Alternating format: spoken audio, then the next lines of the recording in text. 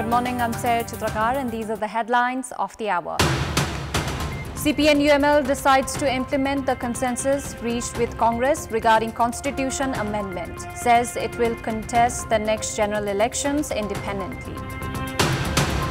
Corruption watchdog CIAA files cases against 448 in just 1 year, including Chief Secretary. Over 100 local representatives alleged of corruption. A 14-year-old boy to be charged with murder after 4 people were killed and 9 injured in a shooting at a Georgia high school. And China continues to dominate the medals tally at the Paris Paralympics with 62 gold, Great Britain second with 33 gold and America third with 25. Ruling CPN-UML has made a decision to amend the constitution. The Politburo meeting of the party that has continued for the past 2 days in party office in Lalitpur's Chasal has decided to implement the consensus reached with ruling alliance partner Nepali Congress regarding constitution amendment. The meeting has also decided not to form an alliance and contest the 2084 general election on its own strength to secure a single party majority. The meeting has made the decision to mobilize the entire force of the party for the local level election. It has concluded that there was no likelihood of a communist alliance at the moment.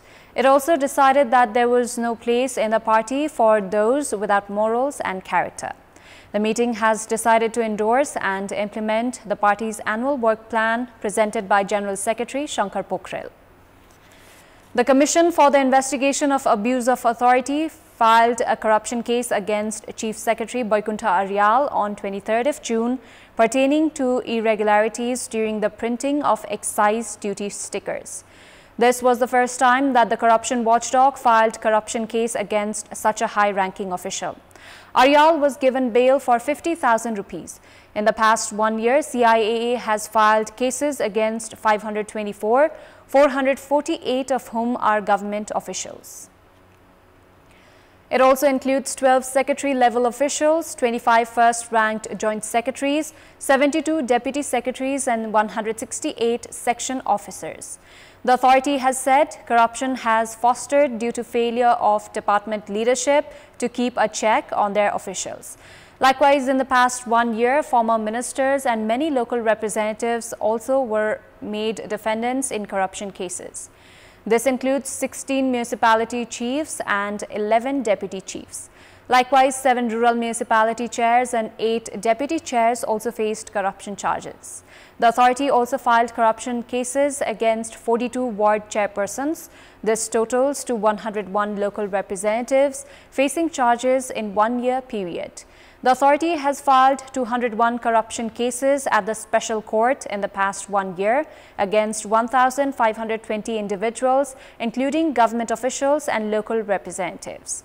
The authority has claimed corruption of 8,350 million rupees has taken place from them.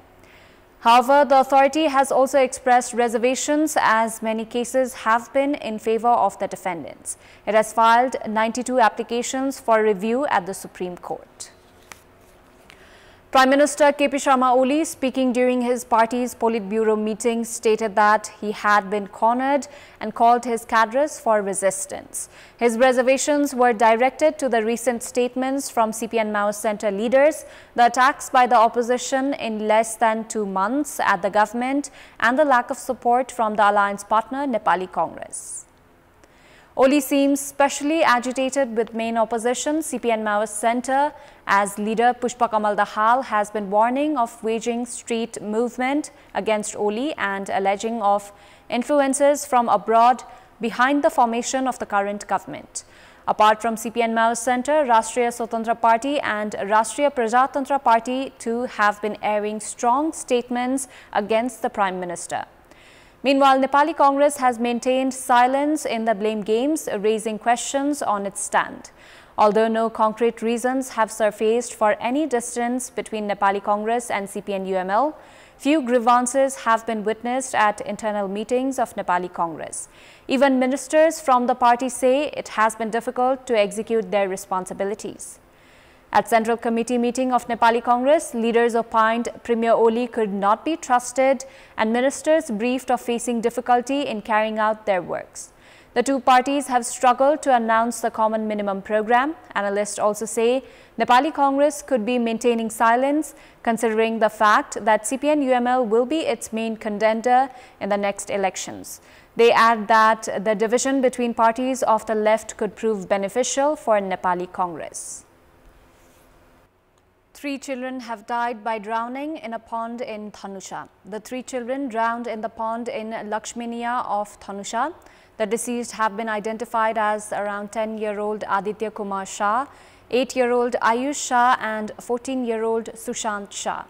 Police Inspector of Area Police Office, Sakhwa Mahendranagar, Sonu Kumar Shah has said that the children had gone to their maternal grandfather Mahabir Shah's house to attend a party. They had gone to swim at the pond at around 7:30 p.m. All the deceased are the eldest sons of Mahabir Shah's 3 daughters.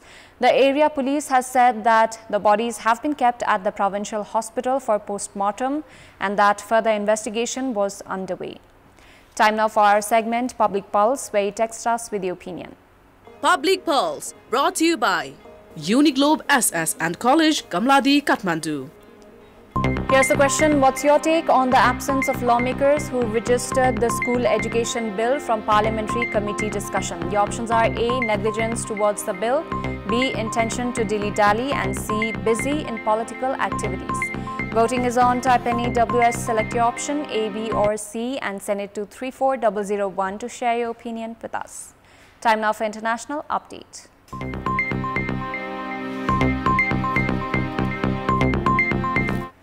A 14-year-old boy will be charged with murder after 4 people were killed and 9 injured in a shooting at a Georgia high school. The Georgia Bureau of Investigation said 2 pupils and 2 teachers died in yesterday's attack at Appalachia High School in Winder, Barrow County. Colt Gray, a student at the school, was arrested by 2 officers on campus. He will be tried as an adult. The FBI interviewed him in May 2023 after receiving anonymous tips about online threats to commit a school shooting, but did not arrest him at the time. Officers first received reports of a shooting at the school of around 1,900 pupils at around 10:20 a.m. local time. Officials said no motive had been identified and that law enforcement did not know of any targets at this point. Law enforcement have not said what type of weapon was used or how many bullets were fired. Dozens of police officers swiftly responded to the shooting at the school, which was placed on lockdown and cleared, with pupils taken to a nearby football stadium before being released to their families. Retirees clashed with riot police during a protest held in Buenos Aires yesterday against President Javier Milei's veto of a pension reform that would have increased their pensions, among other benefits. Riot police blocked protesters near the National Congress building as retirees pushed and hit their shields. Many shouted slogans and held signs reading "Do not mess with the elderly," demanding their retirement rights. Raymond Aguirre, a 72-year-old protester, said that he hardly makes the month financially with his current pension and has to supplement his income with odd jobs. Milei on Monday vetoed a pension reform that had been passed by Congress last month, saying the measure would have an impact on public accounts, a publication in the country's official gazette showed. Right-wing libertarian Milei took office in December and implemented strict austerity measures as part of an attempt to contain triple-digit inflation despite rising poverty in the South American country.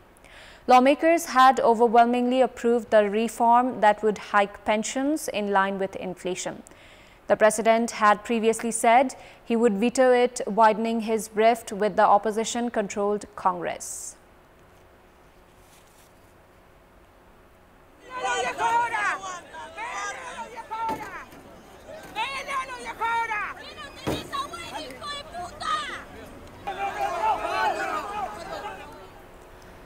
The scale of a massive wildfire that has been raging for 2 consecutive days and destroyed 20% of a forest outside the Brazilian capital was captured by drone footage. The blaze has been cloaking the city in clouds of smoke. According to local officials, the fire may have been started by arsonists. The National Forest of Brasilia, a conservation area that sprawls over 5,600 hectares of woodland, safeguards the springs that supply 70% of the city's fresh water. The fire broke out at the peak of the dry season when vegetation is parched and high temperatures allow flames to spread fast. Firefighters have scrambled to put out the wildfire and managed to reduce its extent. The forest was cut in size by almost half in 2022 to give way to urban development by the government of far-right former President Jair Bolsonaro, who reduced environmental controls and allowed deforestation to surge in the Amazon rainforest. Last year's rains came late and were weaker than usual because of a weather pattern known as El Nino was supercharged by climate change, leaving the rainforest especially vulnerable to this year's fires.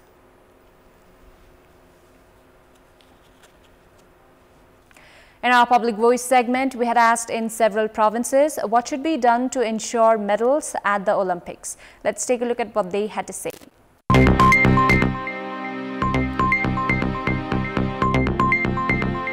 देशको लागि काँस्य पदक ल्याइसकेपछि भोलि रजत र स्वर्णको लागि लड्नुपर्ने अवस्था हुन्छ र कोचलाई पनि निकै नै एउटा चाहिँ च्यालेन्जिङ नै हुन्छ किनभने अब त हामीले चाहिँ हिजो अहिले पदक ल्याइसकेपछि नेक्स्ट ओलम्पिकमा चाहिँ पलिसा गभर्नरले म सिल्भर या स्वर्ण ल्याउँछु भन्ने जुन च्यालेन्जिङ त अभियसली नै हुन्छ तर यो च्यालेन्जिङ गर्नलाई चाहिँ राज्यले चाहिँ विशेष लगानी गर्न पनि अझै आवश्यकता छ राज्यले पनि अब जहाँसम्म लाग्छ पारा खेलाडीलाई चाहिँ नि हामीले गर्नुपर्ने रहेछ है यिनीहरू पनि हाम्रो राज्यको मान्छे राज्यकै व्यक्तिहरू हुन् भन्ने चाहिँ अब नयाँ कन्सेप्टहरू अझै नेपाल गभर्नमेन्टले पनि केही स्पोर्ट्समा चाहिँ अलिकति इम्प्लिमेन्टेसन अलि राम्रा कुराहरू इम्प्लिमेन्ट गर्यो भने आफ्नो खेलाडी जित्दाखेरि त अहिले त हामीले त यो बयानै एक्सप्लेन गर्न सकेको छैन कि भौतिक संरचना बनाउँदाखेरि अथवा प्रशिक्षकहरू त्यसमा चाहिँ म्यानेजमेन्टका कुराहरू इक्विपमेन्टको कुराहरूले गर्दाखेरि पारा खेलाडीले पनि ओलम्पियनमा पनि मेडल ल्याउन सक्छन् र राज्यले चाहिँ यसलाई चाहिँ अझै लगानी हालेर चाहिँ प्रशस्त मात्रामा डाइटिङका कुराहरू पुरा गरेर चाहिँ participate गराउनुपर्छ।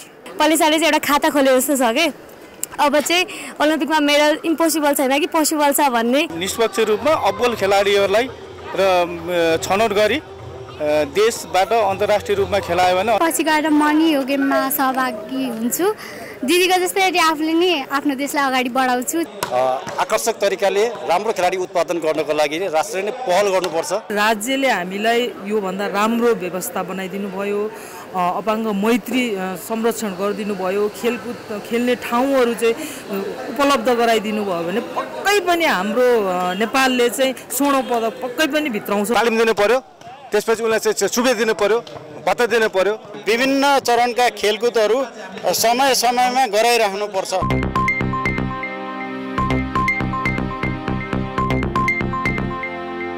Before wrapping up, here's a look at the top stories once again.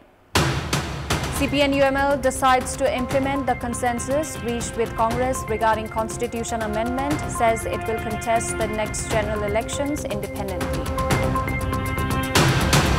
Corruption watchdog CIAA files cases against 448 in just 1 year, including Chief Secretary, over 100 local representatives alleged of corruption. A 14-year-old boy to be charged with murder after 4 people were killed and 9 injured in a shooting at a Georgia high school.